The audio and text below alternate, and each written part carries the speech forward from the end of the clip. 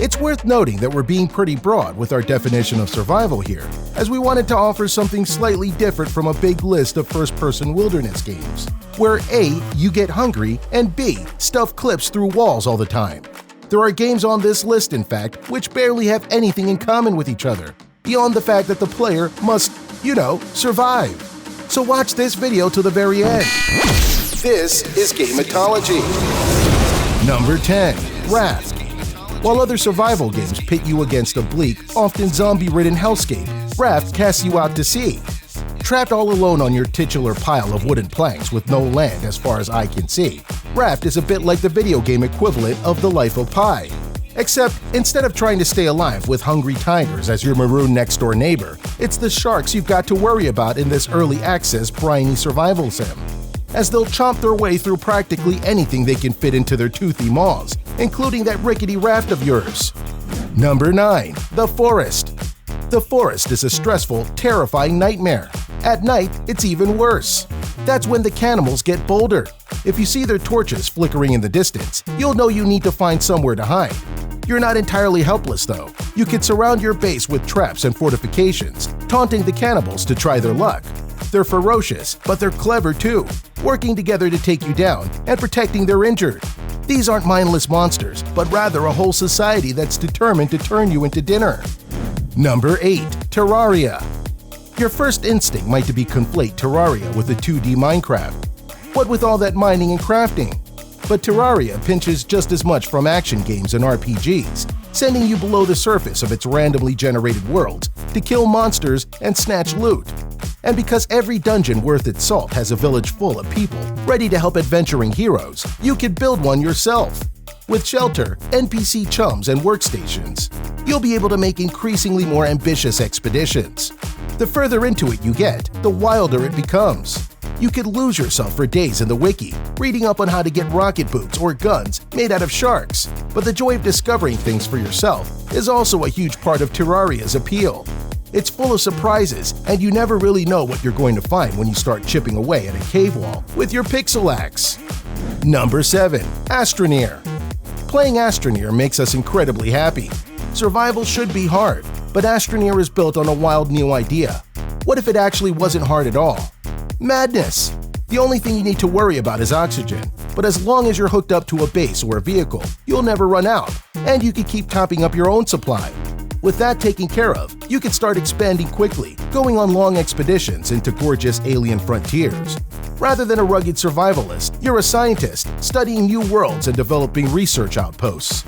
It's a lovely co-op game too, and that extra pair of hands means you can bring more back with you from expeditions and start embarking on more ambitious research and construction projects earlier. Since it's entirely cooperative, it's not the type of survival game that will test friendships or delve into arguments over who was meant to bring the spare battery. Number 6. This War of Mine. Between this and Frostpunk, it's clear that 11-bit studios clearly have a knack for creating bleak, yet tense survival management games.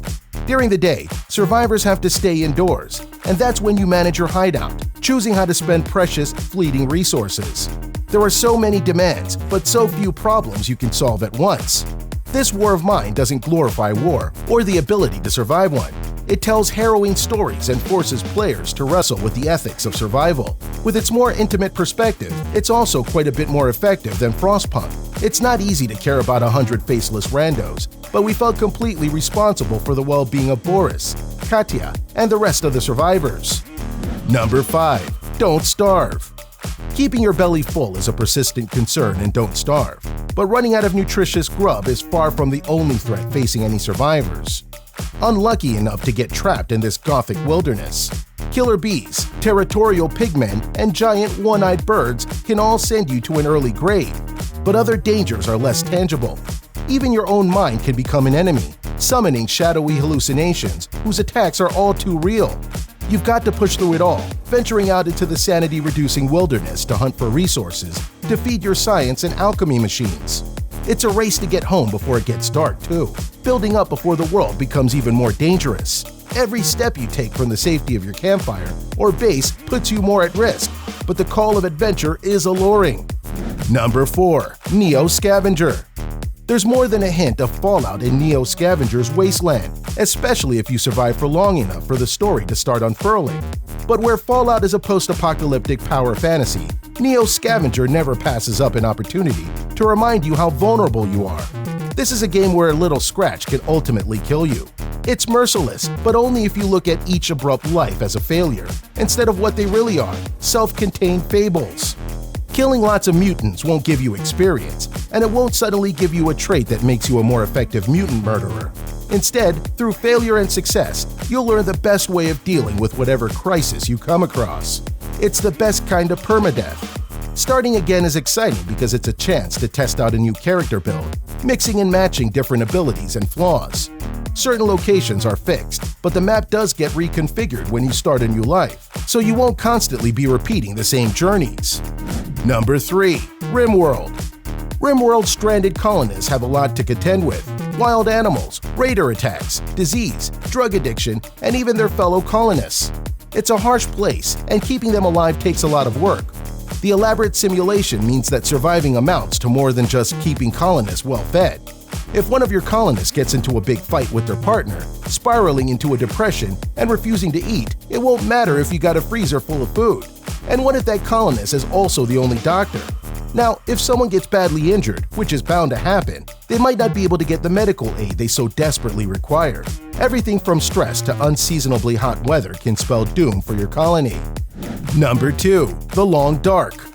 The Long Dark's vast, snow-blanketed wilderness is a harsh and uncompromising place. You've got to find shelter, and then venture out to find supplies, all while trying to keep your calorie intake up and your body warm. Getting ready to leave the shelter feels like planning a wilderness expedition. There are lots of fascinating interpretations of the survival genre in this list, but The Long Dark sticks to the fundamentals and works magic with them. Instead of filling journeys from A to B with enemies, competing players, and more junk than you could possibly know what to do with, The Long Dark fills them with atmosphere. Hikes are fraught with tension as you keep an ear out for wolves' howls and pray that the wind doesn't pick up. The map is a starkly beautiful slice of Canadian wilderness. So who could be blamed for taking a break from scavenging to snap a few shots? Number 1. Subnautica. Survival games don't come more alien than Subnautica, or less hospitable to human life. Stuck on an underwater planet, you must delve below the waves to find food and resources, eventually constructing your very own underwater base and submersible vehicles. Danger can come from any direction, and if you stay underwater for too long, you'll get a nasty reminder that you're the alien on this world, dying as you gasp for air. Air pumps and oxygen tanks allow you to stay under for longer, however, and the more familiar you become with the world, the more the ocean starts to become home. While there's constant pressure to eat, drink, and obviously breathe, Subnautica is also an uncommonly relaxing survival game. And that's the entire top 10 list we got for you. If you're into survival games, then these should be a few of them that you could try. So if that's a yes, make sure to like, subscribe, and ring the notification bell for future videos. Thanks for watching, and we'll see you in the next one.